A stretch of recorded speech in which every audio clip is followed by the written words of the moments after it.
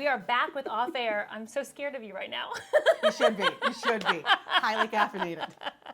Yeah, I know. You have this week off of work. Yes. So you're like a different person. Because I actually have sleep. But I'm motivated to be here with motivated. you and to get into the habit of bringing Off Air back to the world. Habits. Good habits, how to make them, and bad habits, how to break them. And I've got some advice, but this is also kind of like an open conversation because, girl, I'm just trying to figure this out. Yeah, so as we are talking, you can always comment and let us know what your great habits are because we don't need any more bad ones. No, I'm good on that. Okay, so you want to start with the bad and end with the good? Yes. How much time do we have? As much time as we want. Okay, very good. We can edit this. Number one, night eating. Ooh. I can be good all day, eat really healthy. I work out almost every single day. And then when the sun goes down, the carbohydrates start calling my name. I know, it's really bad. And I'll even, okay, I'm really opening up to you guys. I will wake up in the middle of the night and stumble into the kitchen and eat and then go back to bed. What? Yeah, I hear it's not good for you. Are you awake during that time? This isn't like sleep eating. This No, is like, I mean, I remember it. I'm pretty much awake and I'm like, I wake up and I'm like, the fridge is very close. So I'll go there and go to the fridge and eat. So I need to break that. oh yeah. I know. Oh yeah, that surprises me because you work out every day for at least an hour. You take your dog for long walks, so like you're ruining it. Is you have to set yourself up for success. So I won't have the foods that I want. Pasta's a big one for me. I won't have those in the house. If like we do cook something like that, I'll make smaller portions so then I can't go after the leftovers. I would say it is holding things in and not speaking up until they just sort of explode everywhere. So not being brave enough to have that conversation, whether it's with someone I know well or someone I don't know very well, and then letting things bother me and fester and then just losing my crap. So I think one of the first things is identifying the bad habit, right? How did you identify this as a habit? Well, because over time I kept blowing up at people. And then you have to go, self-reflection moment, what am I doing wrong here? Therapy helps too, I hear. Or Yeah. I know. Here's the thought process behind that is that a conversation isn't a confrontation. And so instead of viewing conversations that are usually relatively benign and we just build up in our heads that they're going to be something more, make it a conversation. But when you look at everything as a confrontation, then you avoid it if you're like me and you want to avoid confrontation. Can you say that one more time? Okay, so you want to, No, the line. the line. A conversation is not a confrontation. I love that. And So- you've told me that before, and I've had to channel that. Because I think sometimes as women, we can be people pleasers perhaps, and we don't want to have any sort of conflict. I don't know anyone who like sets out for conflict. But when you have a problem with somebody or you have a problem with something, what's so wrong with addressing it? Most of the time, there's nothing wrong. We're just sort of building it up in our mind. So I'm just reminding myself that a conversation is not a confrontation so that then I won't avoid it and blow up and be a total weirdo. I love that. I love that. Okay, my next bad habit would be, and this is really bad, and I really want to change this one. And actually, could you guys give me some tips on how to do it? Mindlessly checking my phone. Oh, I got my screen report. Will not be open on this one. I'm not going to say what it was. It was bad. was it bad? It was really bad, and I feel drained at the end of the day. With our job, we have the excuse, right, that we have to be online, we have to be on social media checking things. But there gets to a point where the job isn't the excuse. And I'll go through that phone and I don't even remember what I'm looking at. I've actually had to catch myself doing that before. The dog will literally come up to me and like throw herself onto my lap or into me, like she'll sort of like push on me. Man, I need to put my phone down and pet the dog. We did a story on that where dogs were getting kind of depressed and jealous because people are paying too much attention to their phones. I don't know if this really did happen. Is Tobias depressed? He better not be, because that would break my heart. But he peed on my leg once when I was checking my phone. And I think he was like, That's on yo. purpose. And this was hours after work, and I'm just staring at this phone looking for an email. We were in this beautiful area where I like to go hiking, and I'm not seeing any of it. So I'm trying. One thing I'll do is during dinner, I put my phone in the other room. Okay. So that helps. Another thing is I went for coffee the other day and I left it at home and I just had a book and that was really nice. but it's being mindful and setting myself up for success. So physically putting it somewhere else and catching myself if I go for it. But I'm not there. Like, I don't have the solution yet. So has Tobias peed on your leg since? No, he hasn't. So that's progress. I'm constantly carting all of my stuff around. So I'm working and I'm doing better at making sure when I'm taking my makeup and my blow dryer and brushes and whatever, lotion, whatever else I'm taking, to get it all picked up and organized right when I'm done with it. Yeah. Because I've been so bad about not putting things back together and not being mindful of keeping everything that I'm losing a bunch of stuff, expensive lipstick, that sort of a thing that it's just being wasted out there.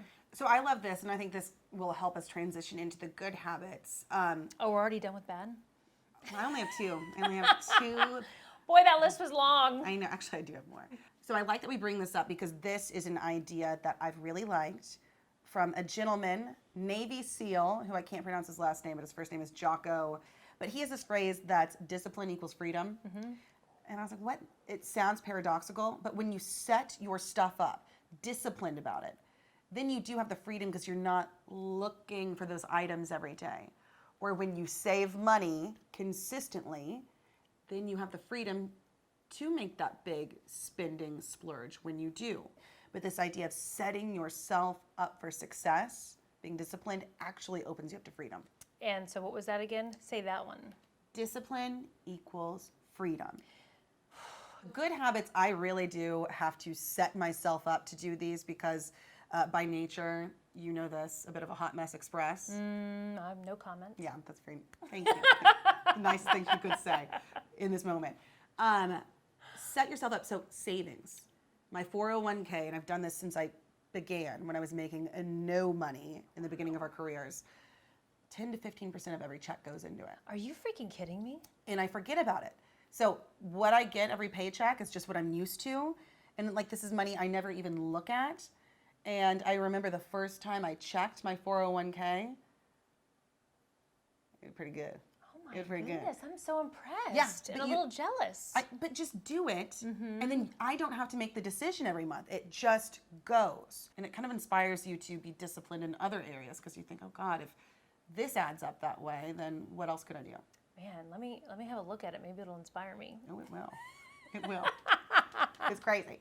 A good habit that I have, because I've moved around so much in my career, this will be my 4th city in like 14 years, would be I make an effort to reach out to people. So whether or not it's through a text or a phone call or a card or an email, I try to do my best at touching base, checking in, saying hello, wishing them well. People come in and out of your life. Some people are meant to stay, some people aren't.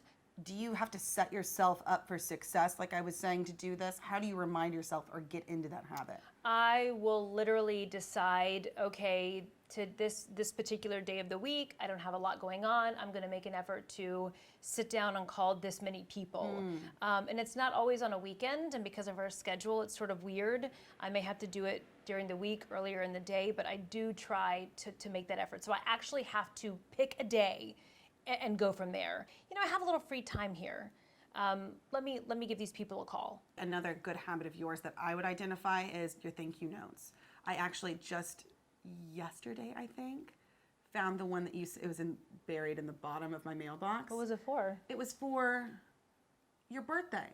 So it was from a while ago. Oh. And it was a handwritten, beautiful thank you note. And I know that you do that for so many people. It made me feel so appreciated and seen. I loved that. I really loved that. And that's a habit that I would love to cultivate. Yeah, it's kind of a classy, forgotten habit Yes. that I think that we've gotten away from. But I think it's important. I mean, any job interview I've ever gone, always a handwritten thank you note afterwards. I don't know. I think you have to take it a step further when people are willing to give up their time to talk and interview you. So Gratitude is a habit, and I think that's what you're doing with that. So we can all look at our lives, what we don't like about it. oh, I definitely do that. For some reason, it's weird, but for some So reason, easy. that's what we're drawn to. It's like, it's easier to see that. So I've started this every morning, listing out like in 90 seconds, because I'm always running behind in the morning, a list of everything I'm grateful for. And just real quick, and seeing if you can retrain your mind to look for the good things in life. You are good about that because there are some days when I feel like I really want to gripe about something. I have done that thing where you text and then delete. And I'm like, rephrase this, redo, like just trying to come up with a way because of that accountability. So thank you for that. You're welcome. Do you know we keep coming back to like time, getting your stuff together beforehand, like literally making time for all of these things. Yeah. So we're not going to get more during the day. We just have to start rearranging a few things. And to think about it. I mean, I do a lot of the stuff I do. The bad habits are mindless, right? Yeah. The checking the phone is mindless. The eating at The night. eating, that is so mindless. Yeah. Okay. But the actual, sorry, that did. No. And the eating. Don't forget about that. I was just imagining like if there was, one of those like night cam vision things from Paranormal Activity. Yes. If like that just had me like stumbling into the kitchen. Like my fiance's come in and seen it and he's like, my God. Was he getting up to eat? No, he just hears me and he comes in to judge. Fiancé. Fiance. It's Beyonce's cousin, fiance. I'm going to talk about a habit that I'm currently working on and getting better at, and that is cleaning my makeup brushes. I know this sounds like super trivial and really superficial, but it is a big deal, especially for ladies out there. And as much makeup as I put on and as often as I wear it, I know the horror my mom is feeling right now. I rarely, if ever, clean my makeup brushes. How lazy is that? You're just like putting dirt and bacteria on your face all the time. So I got some new cleaning solution. I have some new cleaning pads, and I'm cleaning my brushes on the reg. This sounds really kind of like hippy dippy, but I like to get in that space. I like hippy dippy. You treat things with respect. It's almost like you're treating your life that way because this is something, especially in our profession, you use makeup brushes every day. So what I would say to everyone at home, think of the things that you use every day, maybe somewhat mindlessly, and are you giving them respect? Because I think that's a way, it speaks to how you respect your entire life, the way you treat the things that you have every day. And on that note, you're not allowed to see my car right now, treating things with respect. Yeah, let's not even go there. Could that be one of your goals? That could be. That's it. No, Okay. and I really would like that because we spend a lot of time in cars. What is keeping you from your goal of a tidy car? I take things into the car and then I don't take them out. So that is the habit that I need to cultivate because it's very specific. So are you respecting that space? And the answer is no respect. Because I'm trying to think. I think one time I said, hey, can I get a ride to work? And you were like, no. And she goes, you're kidding. No, that was a while ago.